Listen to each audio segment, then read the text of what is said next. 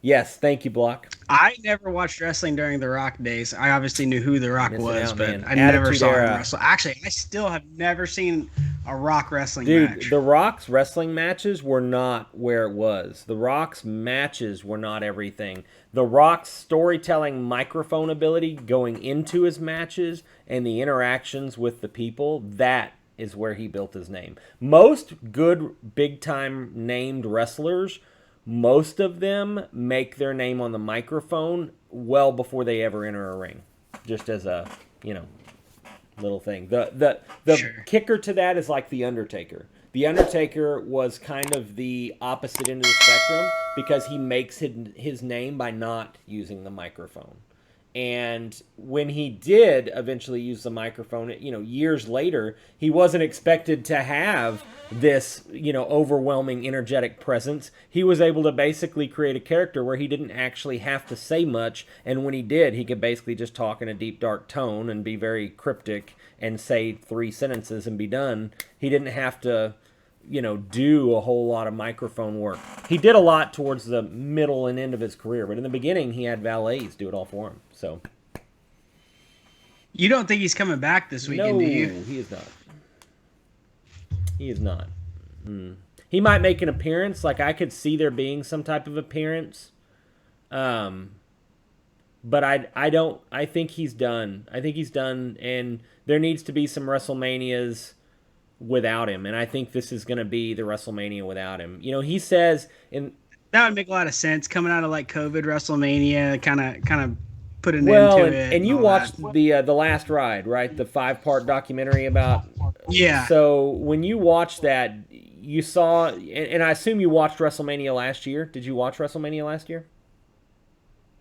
No. Did you watch the match with him and AJ Styles? Oh wait, yes I did. Yes I did. I watched the graveyard Okay, so match. you watched Yes. the match that they put on, the cinematic match, which, by the way, Yeah, was yeah, super yeah. well done. Like, I really enjoyed that match. It was really good. AJ Styles is by far. AJ Styles is probably the best in ring performer in all of wrestling for the last 10 years. I would.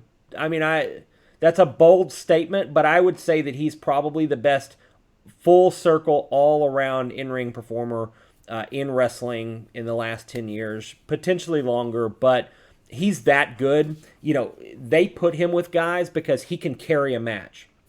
Carrying a match, for those that don't know, and Blake, since you're kind of new, carrying a match is when you have two people in the ring, right? Two wrestlers.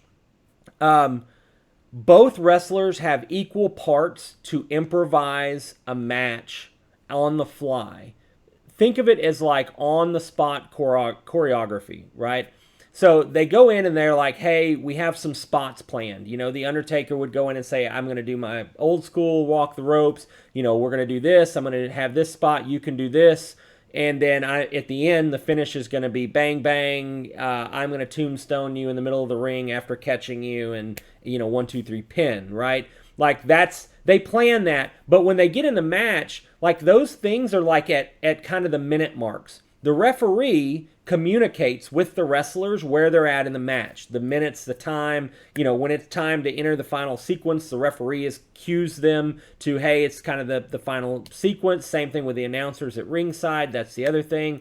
So all of them, as they're working through this kind of choreography, in a lot of ways, it's on the fly. They're making up the moves in between. They know what the big spots are going to be, and they kind of know what show they're going to put on because they're trying to tell a story with a match.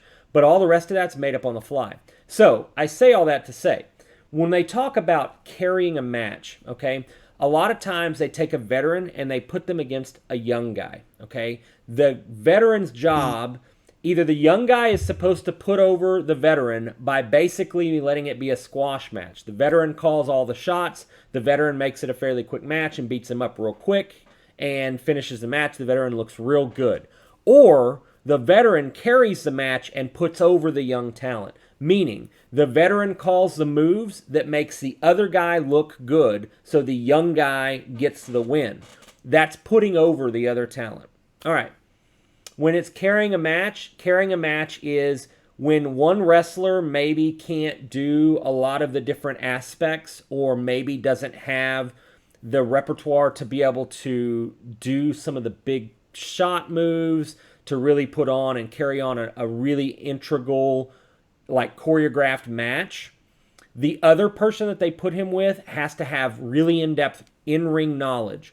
What moves work in tandem with other moves, how to sell different maneuvers, how to make the other guy look good, how to carry a match. If the other guy starts to get winded in the middle of the match, then you have to do something to kind of carry the energy of the match and the other person that falls on that other person.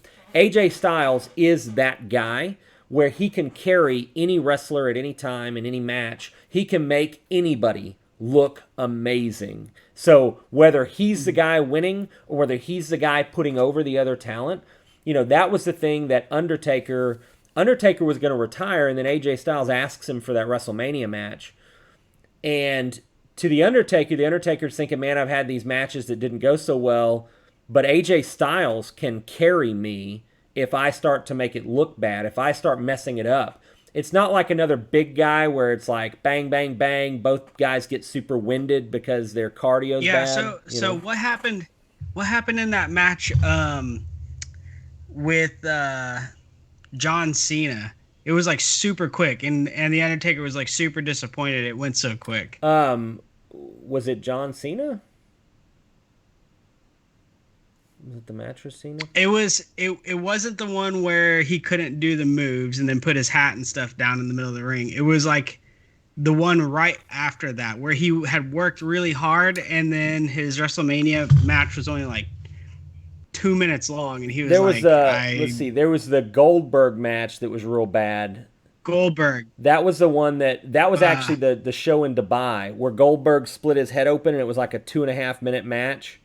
And Goldberg basically split his head open and gave himself a concussion because he dove through and missed the turnbuckle and went through and hit the top of his head on the actual ring post, and it split his head open from here to here and basically knocked him out. And he was covered in blood, so the Undertaker had to end the match by pinning him and whatever. The other one was Roman Reigns. Roman Reigns and him had a couple of back and forths. Yeah, Roman Reigns was the one where he couldn't perform, and he was like, he was upset because his job was to put over Roman Reigns, right? Roman Reigns is up and coming as this big talent. He's going to be the next big guy, and the Undertaker is kind of the immovable object, right? It's like he is synonymous with WrestleMania. Beating the Undertaker at WrestleMania means that you are the legitimate guy to carry the Rock, and in this case, they got in that match. Undertaker gets really winded. Undertaker misses some moves. Like, he fumbles around, can't pick up Roman. Like, he goes to pick up Roman to tombstone him and basically drops him, like, can't hold him up because he was so winded. He kind of botched that match. And that's where at the end he's apologizing to Roman. He's like, man, I'm sorry. And then he watches that and he's just like, oh, man, I can't believe I let him down. And then there was the match. Yeah, and his hip was really bad, his right? hip. I mean, he had to have surgery on his hip. Like, I think he had both of his hips replaced. Hips replaced. I think he had, ball socket in his shoulder replaced. I mean, he might as well be the Bionic Man at this point. So, yeah, pretty intense, man. Like, the physicality that's there, when people talk about wrestling being fake, the only thing that's fake is the anger and actual fighting, right? The rest of it, all the bumps, all the hits, all that stuff is real. That's the biggest deal. So yeah, man. Mick Foley going off the cage from the Undertaker was one of the things that made me get into modern day wrestling. Attitude Era. I watched wrestling as a very little kid, but I remember I dabbled in it, and then a friend of mine had me come over and watch the pay-per-view where Undertaker threw Mankind off the steel cage, and I was sold at that point for the rest of everything. How does that not just absolutely wreck someone? Or does it and they just... Throwing off the steel cage? Power through it. Throwing him off the steel cage, that definitely wrecked him. Like, if you watch that, he throws him off the top of the cage. He misses the table on a solid land. It wasn't planned. He wasn't supposed to do it. But I guess there was some issues with backstage stuff where they needed to try to make the match carry the card. And so they get up there and Mick Foley was like, toss me off. And apparently Taker was like, no. And he was like, no, you're going to do it. You're going to throw me off. And so he throws him off, which, they made that up on the fly. That wasn't planned. And when he goes off, he hits the table, and he hits the table so hard that when he hits it, it dislocates his shoulder.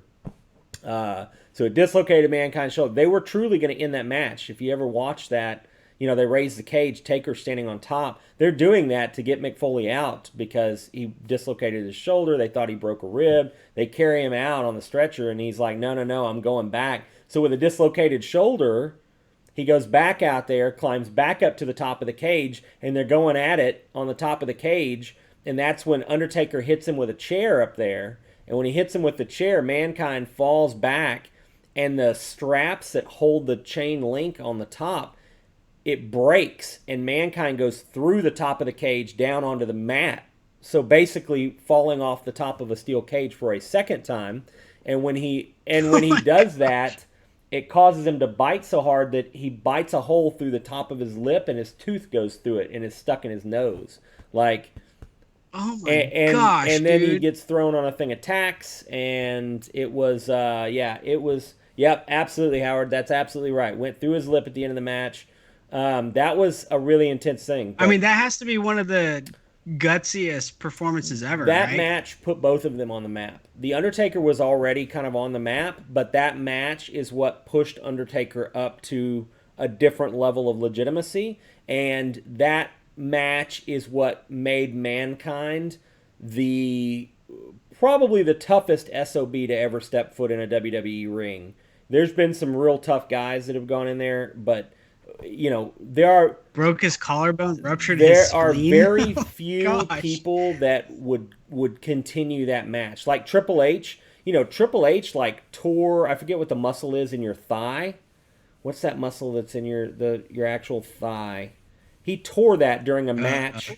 Your hamstring? Yeah, but it's the big one, like the big muscle that's right there. He tore the quad, yeah. Oh, quad, yeah, and quad. he tore that in the middle of a match, and then went on to finish the match by letting Chris Jericho put him in the walls of Jericho, which literally, even though it doesn't actually hurt you, it actually stretches your legs, including that quad, and let him put him in that to finish the match. That type of stuff, it was definitely a big deal. Like the guys that are tough get out there and that happens, and they have to like keep it going. Just like I told you about that Charlotte Flair and Ric Flair mishap, right? Ric Flair was supposed to trip the other girl in that match, and ends up tripping Charlotte, and on the fly they start kind of just going with it to sell, and not break character.